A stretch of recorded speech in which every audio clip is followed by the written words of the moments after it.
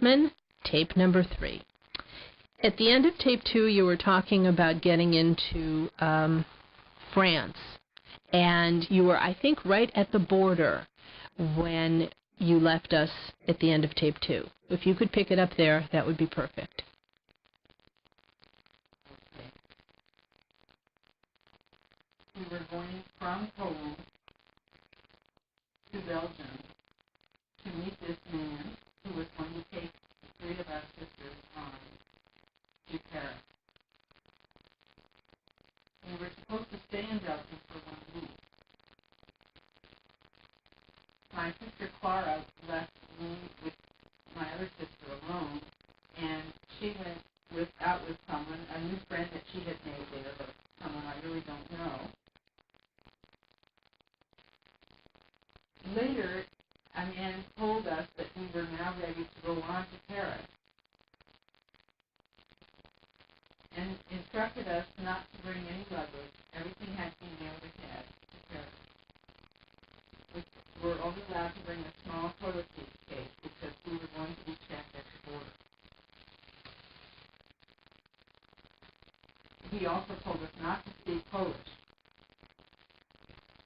and gave us a paper to pretend that we were reading a Belgian newspaper so that they wouldn't suspect that we were Polish.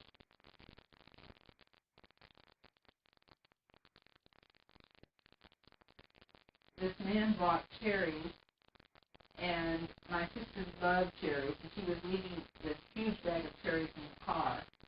Clara only had a few, but Clara had eaten a lot of them, and I was kind of in a bad mood because we had been left alone in Belgium. While we were going in the car, I think we left about, I don't remember, 7 or 8. We didn't get to Paris until 11 o'clock that night, so I think it was about a 5-hour drive. Anyway, Clara got very car sick, and we got to the border, and a woman questioned us and asked where we were going. The man said that these are 3 friends of mine, and I'm thinking we can visit Paris. And the woman gave us a thorough investigation, making sure that we didn't carry anything on us by looking through our clothing that we were wearing, and checked our bodies, and then they allowed us through at the border. And we continued this long trip in the car at night. It's very dark outside. And the man told us we would be arriving in Paris very soon. His sisters were very excited and apologized for throwing up in the car. We got to Paris, and it was so glittery looking, and so many cars around. It was not like Belgium or Poland. We lived on the 3rd floor, and someone went up to tell my parents that their daughters had arrived, and asked my parents to go and clean up the car. They didn't mind cleaning up the car because they were so glad to see us. So Mother cleaned up the car, and we went up to the room, and my parents were so appreciative. They gave this man a fur coat, a fur jacket, in gratitude for bringing the girls to the car. They talked for a while, and then the man said goodbye and left. Clara said goodbye to him also. I don't know whether maybe he really didn't like her, but I kind of suspected earlier that maybe she had made friends with him. But we talked.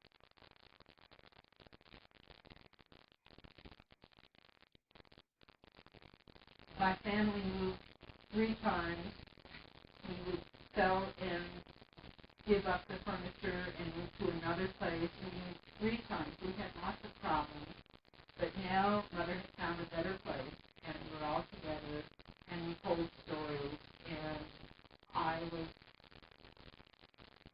would sleep in a very small room. It was not like the big house we had in Warsaw. I kind of felt like we were helpless because we had such a different lifestyle now. My parents were much poorer than we had been in Warsaw. And it was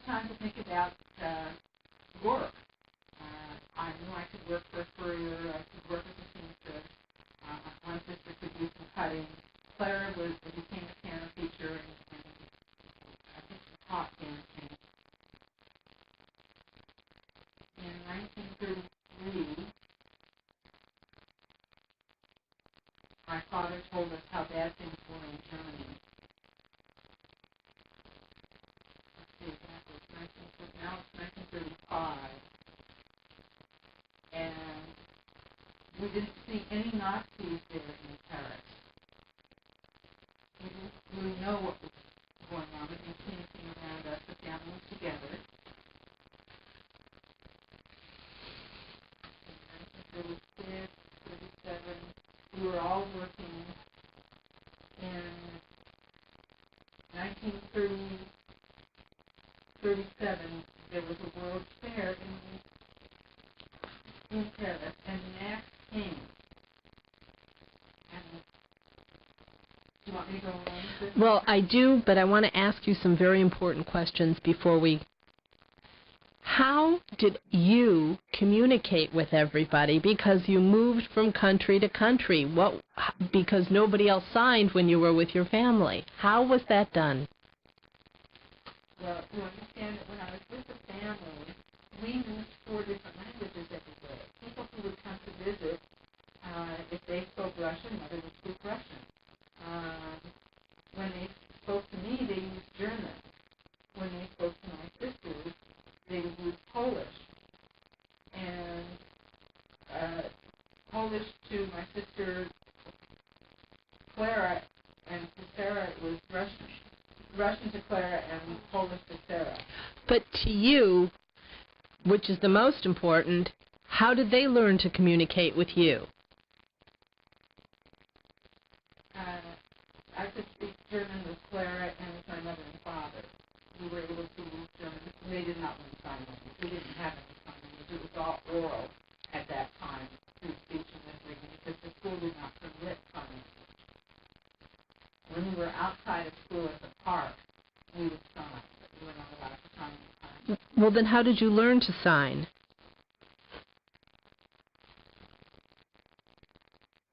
Well, in Warsaw Deaf Club, I would mix with deaf people and learn signing. I didn't really see any deaf people in Belgium, but in Paris, I would mix with deaf people and everything. So how, I guess, communication is the big problem. So... No, I spoke French before. I've forgotten a lot of it now, but I remember some of the signs I knew. People who might come here from France could communicate with me in French sign language because I could still do that pretty well. So Polish, French, and German were the languages that we used. But not in signing. No, not in signing. My mother used the little gestures, like she would use this sign if we talked about eggs. She would show me a circle. So she used some gestures, but we didn't really sign.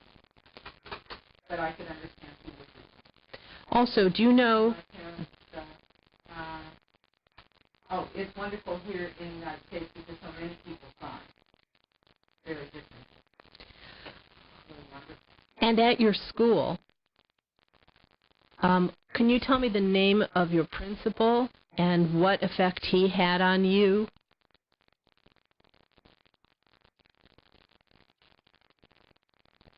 Felix Rice was his name. He was the principal. And I loved him very much. But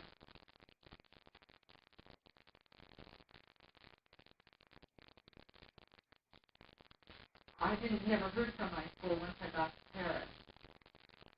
I wanted to know if the school had closed or what happened. There was an officer. I heard this from other people, that an officer had gone to the school and met the principal, Felix, and asked about 4 children, 1 boy and 3 girls. And they were chosen to be taken to the camp. And brother felt sorry for his sister and volunteered to go, and they were taken away to camp. The three sisters that went with the principal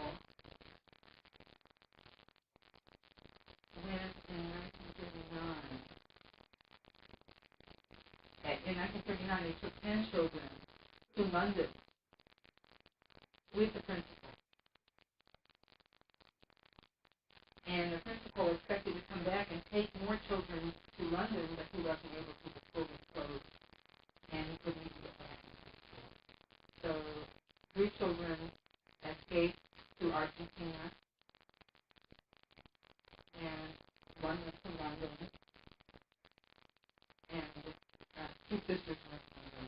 And the one that's in Argentina, those 3 that I'm speaking about are still alive. I also want to know if you remember the name of the man who drove you from Belgium to Paris.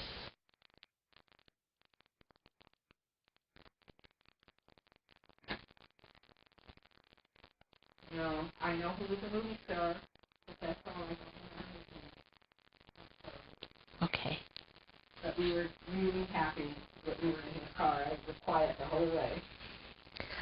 Now, getting back to where we were, 1937, the World's Fair. Let's pick up there.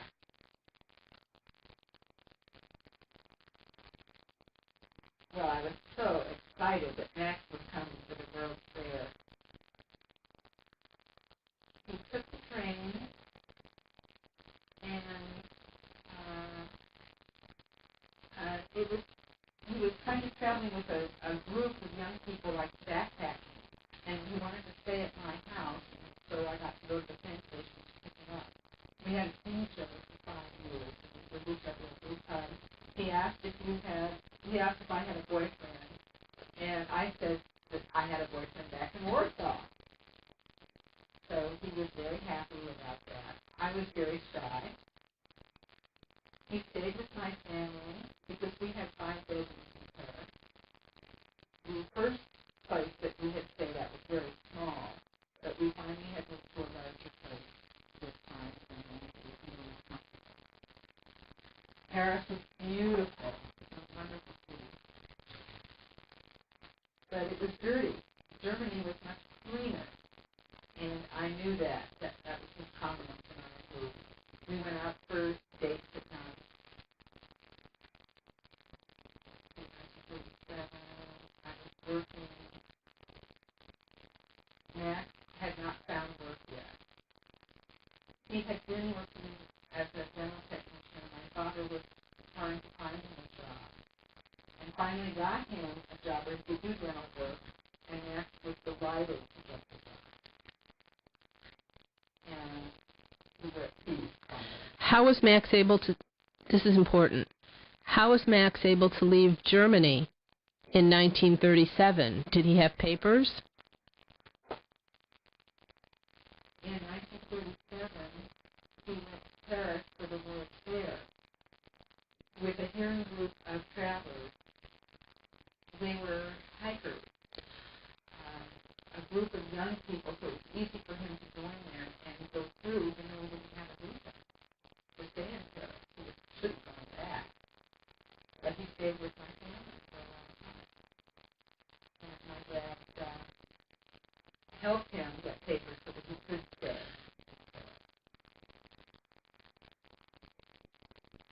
We had a long courtship in 1937. Many Germans from Berlin came to Paris, and we met many old friends. And I have pictures of that. We were very happy exchanging stories. People would ask Max how he liked Paris. He would say he liked it, but he would complain how dirty it was because Germany was so clean. And he would ask him if he was happy with Rose, and he would say yes. And he had a good time with friends. And these friends were visiting from Germany for about 2 months. All of them were killed. While you were in Paris at this time, was there any sort of anti-Semitism that you experienced because of the because of what was happening in Germany?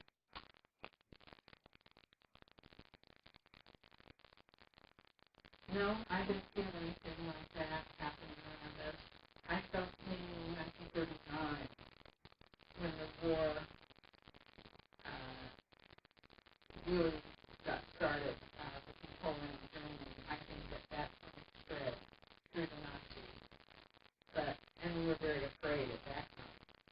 When did you and Max get married? 1939. We got married at home. My sister's in Clara's home, in my sister's home. But it was very difficult to find a rabbi because most of the rabbis had escaped.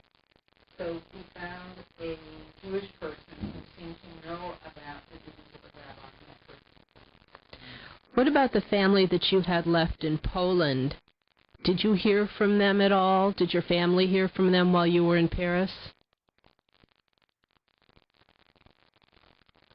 No, after we escaped, we knew we had aunts and uncles and cousins that were still not Paris, I mean in Warsaw. And we were in Paris, and so we really never heard from them. Years later, many years later, I found that I have a second cousin who lives here in California. What? That escaped from Poland. What is that person's name? Do you know?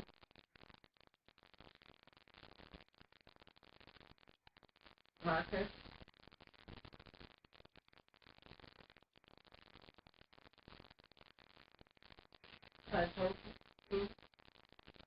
A very Polish name, I think. I heard that he got What You and Max got married, but there was no war in France yet. We were married at Clara's house. Clara had gone to Spain because her husband didn't want to go to the army. So they went to Spain, and so we were allowed to stay there. And that's where I was. Well, first of all, let's back up just a moment.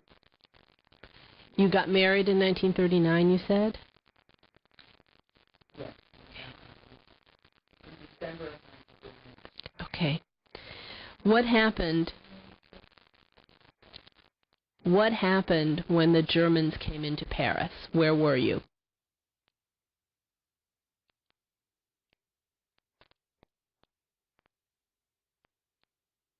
I was with the family in Paris.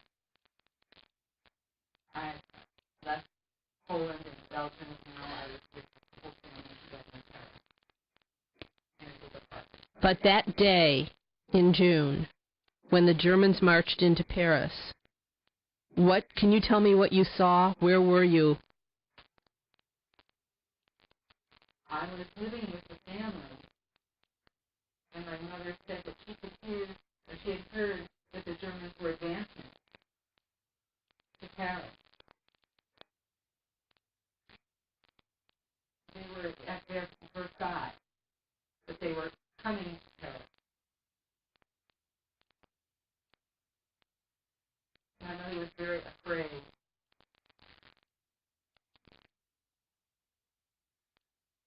De Gaulle, the chief, took over the government, or gave up the government.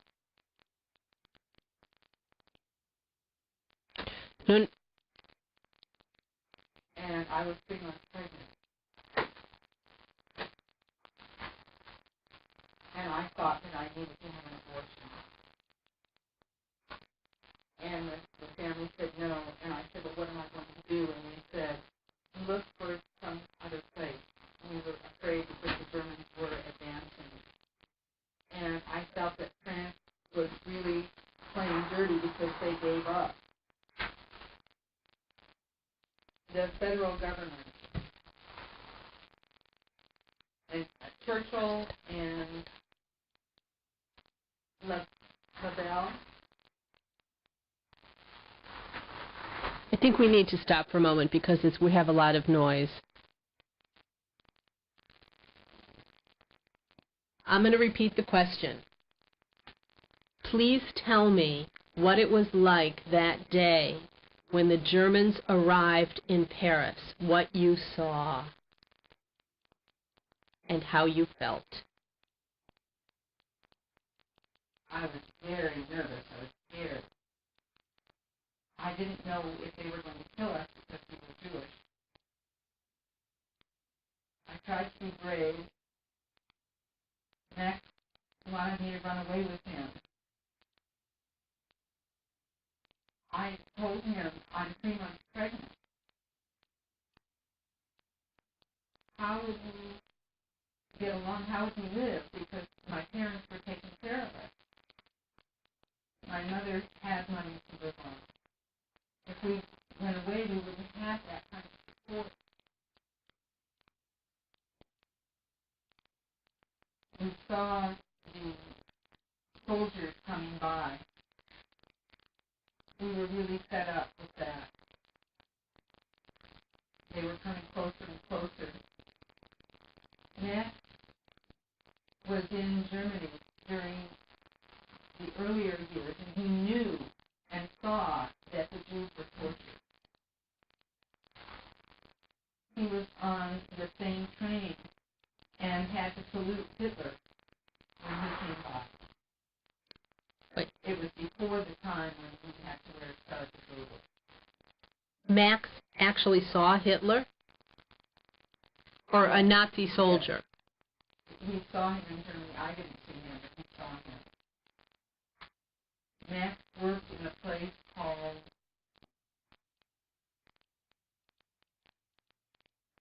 Charlottenburg, where he worked in a dentist's office, and Hitler passed by, and he had to salute everybody, Jewish or not, had to salute.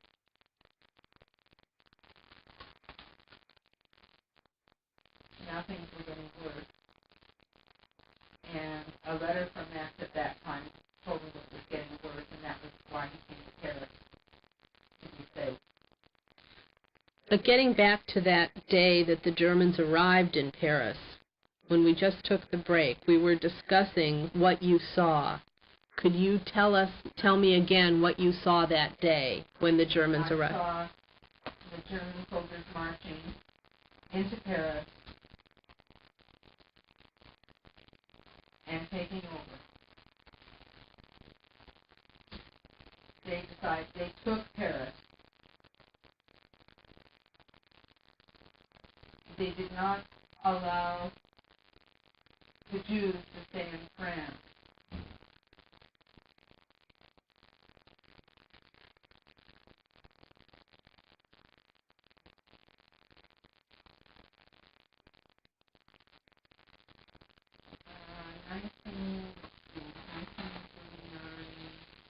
No, 1940. It was 1940, and I was pregnant. A few months later, the German government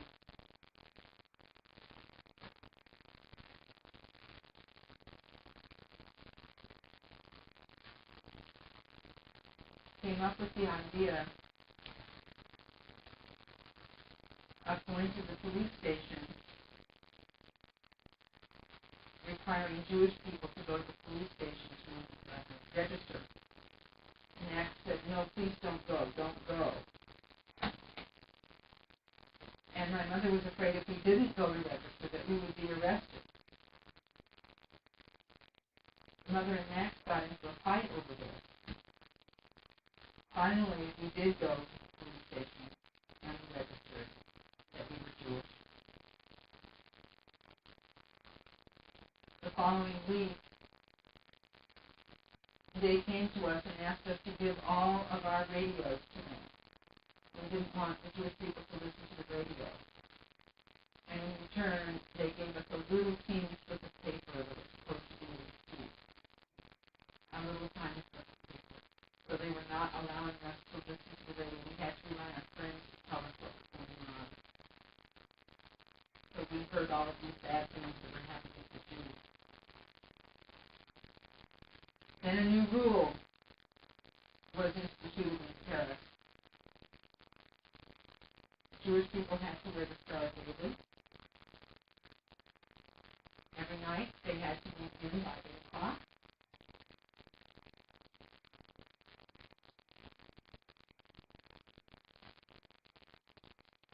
there was only one store of any kind open. For example, eyeglass shops, only one. There would be a long line, and people were forced to leave at night, at curfew at night, and get back up early in the morning to get in line. Food stores didn't open until 12 to 1, and people had to wait in line. I would go to the food store, and things would be gone. There would only be a few things left. And people who knew that we were Jewish would save things for us and hide things for us. And I would bring paper to wrap the things in so I could carry them home. And we would go shopping, but they would never have enough of the things that we needed. And they would close at 1 o'clock. They were only open for that 1 hour between 12 and 1. If we wanted to go shopping,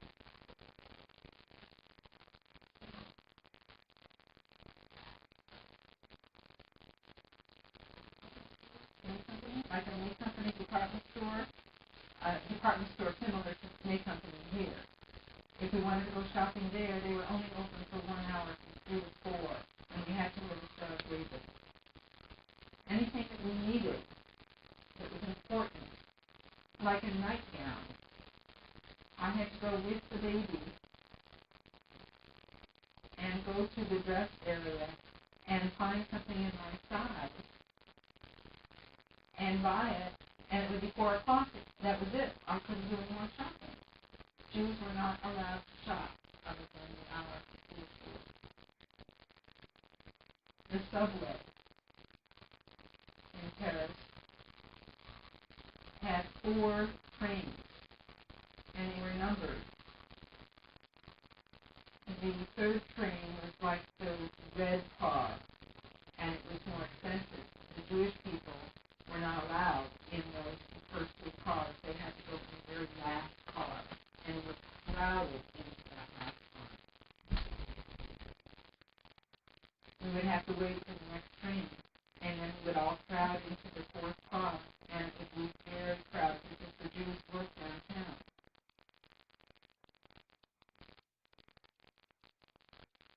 I told you about the eyeglass store. The doctor's office. We live in area number 2, and if I wanted to go over to number 4, that was against the law because we had to stay in our own area, and we had to try to cover up the Star of David and try to go over there so we could see the doctor and kind of hide from people when we went out of our area. Next worked with a doctor and a dentist, and would make plastic caps. I would consider that long. Next worked for the doctor and the dentist. The plastic cap. Oh, my plastic cap that Max made wasn't finished, and I had to go back, but Max was gone. The police took him. And I went to the doctor to look for Max, and they said Max was gone, and the doctor cried that Max had gone because Max was a good worker. And we're going to stop here and change the tape. Boy, was that fast.